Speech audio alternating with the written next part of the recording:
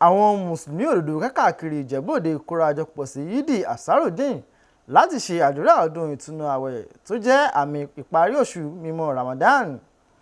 Ìpéjọpọ̀ náà kún fún àwọn Mùsùlùmí òdodo tí wọ́n wá jọ́sìn ìrònújinlẹ̀ àti ọdún ìtúnu àwẹ̀. Ìmáàmù Hussein Kẹ́hìndé Ọ̀rẹ́dípẹ̀ rọ àwọn Mùsùlùmí pé kí wọ́n má ṣe kọ àwọn ìwà rere àti ìfaramọ́ ọ̀nà Ọlọ́run Ọba Allah sílẹ̀ lẹ́yìn oṣù Ramadan. Ẹ gbọ́ ìròyìn náà síwájú sí i. Àdúrà Yídì jẹ́ àmì ìparí oṣù mímọ́ Ramadan, àkókò ìfaramọ́sí Ọlọ́run Ọba Allah àti àkókò ìṣẹ́ra ẹni ni wọ́n ṣe ní àyíká tó kún fún àlàáfíà àti ìṣọ̀kan. Nínú ọ̀rọ̀ ìwàásù rẹ̀, Imam Hussein Kẹ́hìndé Ọ̀rẹ́dípẹ̀ rọ àwọn Mùsùlùmí òdodo pé kí wọ́n má ṣe kọ àwọn ìwà rere tí wọ́n ti kọ́ ní àkókò Ramadan sílẹ̀. Ó sì tún gba àdúrà fún ààbò ẹ̀mí àti ohun ìní ní Ìjẹ̀bú-Òde, ìpínlẹ̀ Ògùn àti orílẹ̀-èdè Nàìjíríà lápapọ̀.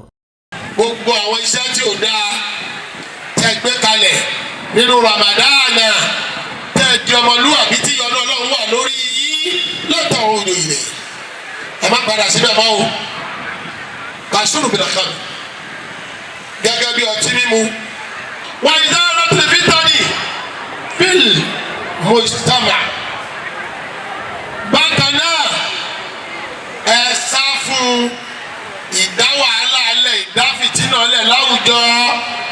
Àsìkò òṣèlú ti ń bọ̀, ẹ má jẹ́ kó fi yín rúgbó.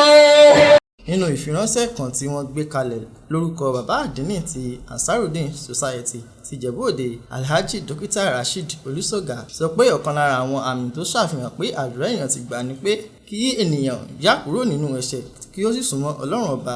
Ó tún gba àwọn ọ̀dọ́ níyànjú pé kí wọ́n yà kúrò nínú gbogbo ìwà búburú, wọ́n sì dúró ṣinṣin nínú ìjọsìn sí Ọlọ́run Ọba Allah. Ìṣìnà ó dínkù, ìwà jìbìtì ó dínkù, gbogbo àwọn ẹ̀dá tó ti ń ṣe iṣẹ́ aburú tí wọ́n ti jáwọ́ Ramadan, mo fi Ọlọ́run Ọba bẹ̀ wọ́n kánjọ kan má padà. Díẹ̀ lára àwọn olùjọ́sìn sọ àwọn ẹ̀kọ́ tí wọ́n ti kọ́ lákòókò Ramadan, wọ́n sì gba àwọn ọ̀dọ́ níyànjú pé kí wọ́n rántí pé àwọn ni òpó kùtẹ̀lẹ̀ orílẹ̀-èdè Nàìjíríà. Ọlọ́run ní gba ẹ̀sìn mi lọ́wọ́ èèyàn Islam lọ, so kọ́tara mọ́ Islam. Ní Ramadan yóò jẹ́ closeness bá ṣe lè close mọ́ Ọlọ́run àti àánú fún àwọn ènìyàn, so that oṣù kan yìí ó jẹ́ ká lè fi mọ bá ṣe máa lò the remaining 11 months. Ọdún ìtúnu àwẹ̀ yìí ó jẹ́ ọdún tó kọ́ wa ní ẹ̀kọ́ púpọ̀ láti lè bẹ̀rù Ọlọ́run, láti máa ṣàánú, láti tẹ̀lé àṣẹ tí Ọlọ́run Ọba fi fún wa wípé kò sí nǹkan kan nínú ayé asán ni jù pé ká wá sin Ọlọ́run, ká dẹ̀ máa ṣe àánú fún àwọn tí ò ní. Ọdún ìtúnu àwẹ̀ ní Ìjẹ̀bú-Òde kì í ṣe ìparí oṣù Ramadan nìkan, ṣùgbọ́n ó tún mú ìgbàgbọ́, ìfaradà àti ìbáṣepọ̀ àlàáfíà láàrin àwọn Mùsùlùmí òdodo àti àwọn tí kì í ṣe Mùsùlùmí lágbára sí i. Láti lè ṣe ẹni tí Ìjẹ̀bú-Òde, Ayọ̀mídé Kànbí ló ṣe àtúpalẹ̀ ìròyìn.